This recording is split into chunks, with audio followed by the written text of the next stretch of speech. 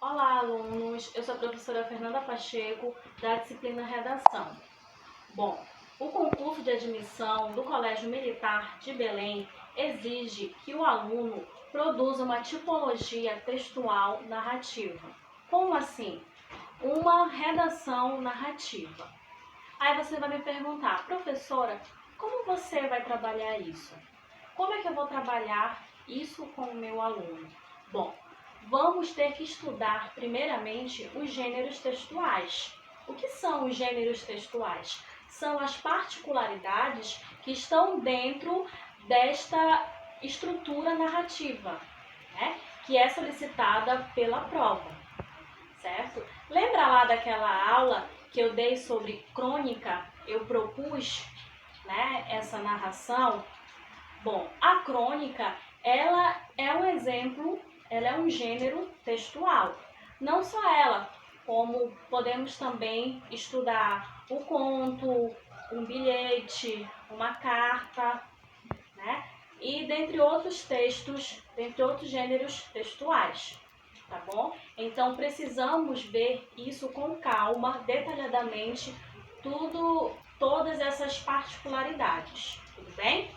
Vamos lá. Então, hoje eu darei dicas de redação sobre os elementos principais da narrativa e a estrutura da narração, certo? Vamos lá.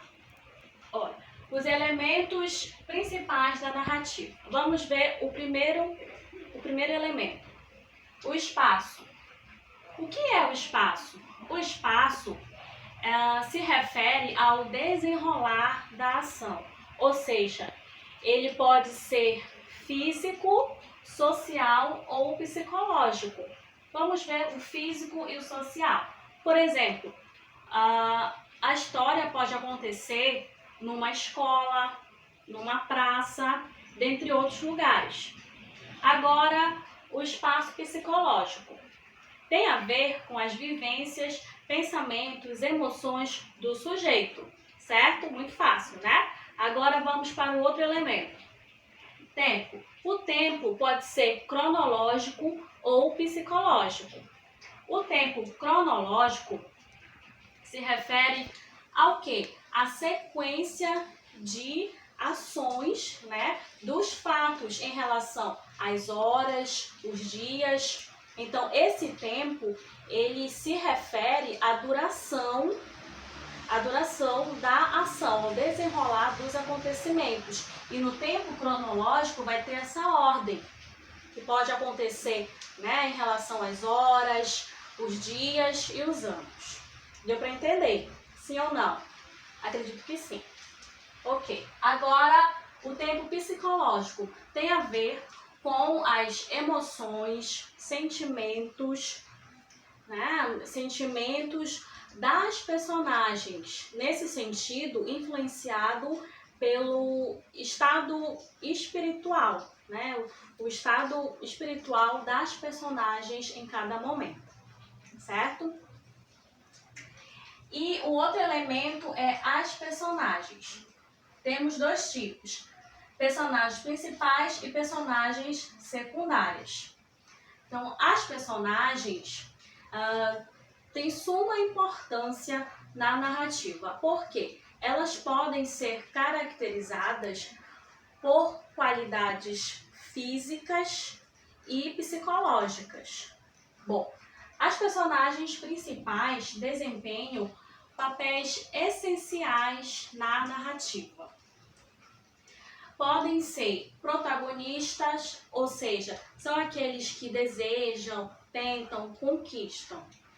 Ou antagonistas, os vilões, são aqueles que dificultam, impedem, atrapalham, né? Os mocinhos. A gente pode ver isso muito presente em novelas, sempre tem um confronto entre o bem e o mal, os mocinhos e os vilões. De fato, nós vemos isso em filmes, novelas e séries, não é verdade? Bom, o enredo. O enredo, o que é esse enredo? O enredo também pode ser chamado de trama, intriga ou ação.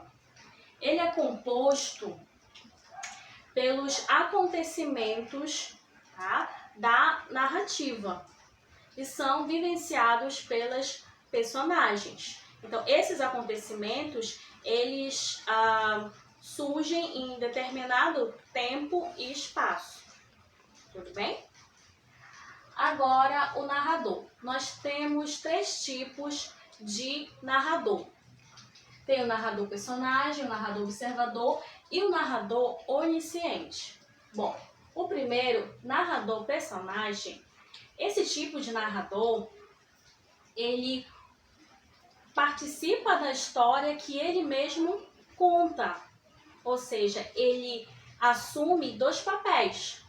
O primeiro é o de personagem e o segundo é de narrador. Então, essa história ela vai ser contada sempre na primeira pessoa. Agora, o narrador observador. Esse narrador é aquele que observa, não participa da história. Isto é, ele observa aquela história e conta de fora, narra a história toda do lado de fora. Tudo bem? Então, ele não interfere nos fatos, né? E sua única missão é narrar na terceira pessoa. Bom, agora o narrador onisciente. O narrador onisciente é aquele narrador que sabe de tudo. Sabe também, né, até os pensamentos das personagens. E também essa história tem que ser contada na terceira pessoa, tá bem? Então, nós vimos aqui os tipos de narradores, que é a voz, né, da narrativa. Bom, agora os tipos de discurso. O discurso direto. O que é o discurso direto? Ele é caracterizado pela transcrição exata da fala das personagens.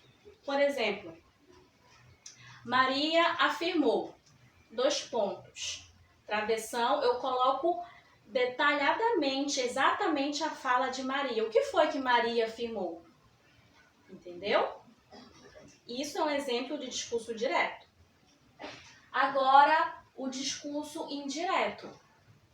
O discurso indireto vai ter a intervenção do narrador, enquanto no discurso direto não tinha essa intervenção do narrador, neste aqui vai ter, neste discurso indireto. Por quê? É quando o narrador ele utiliza suas próprias palavras para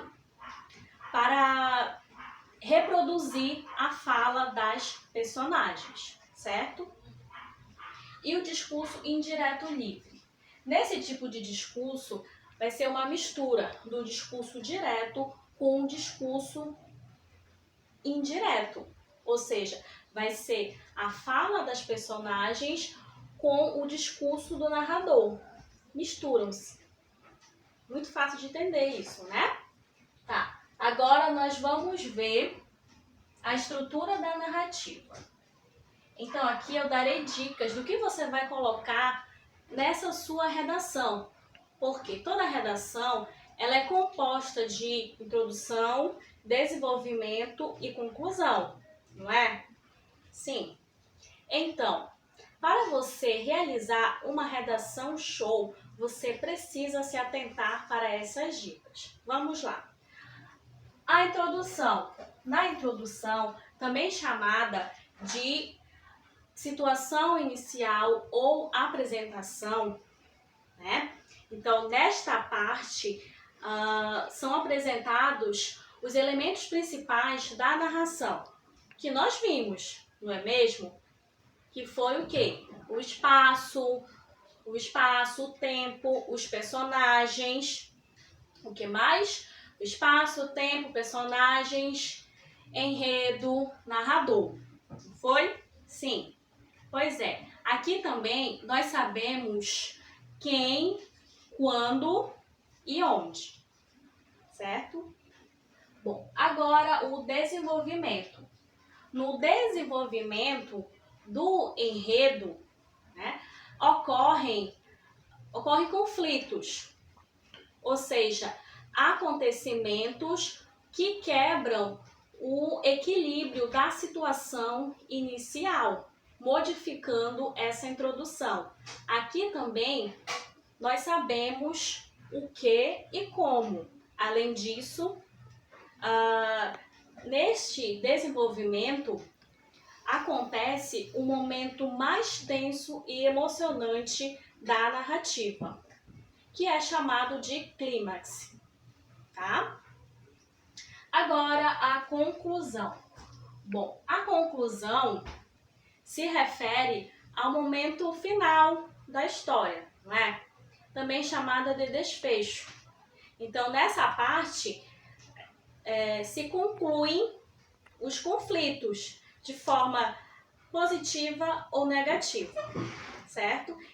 Bom, alunos, aqui nós vimos dicas muito importantes para você construir uma redação show. Então é isso.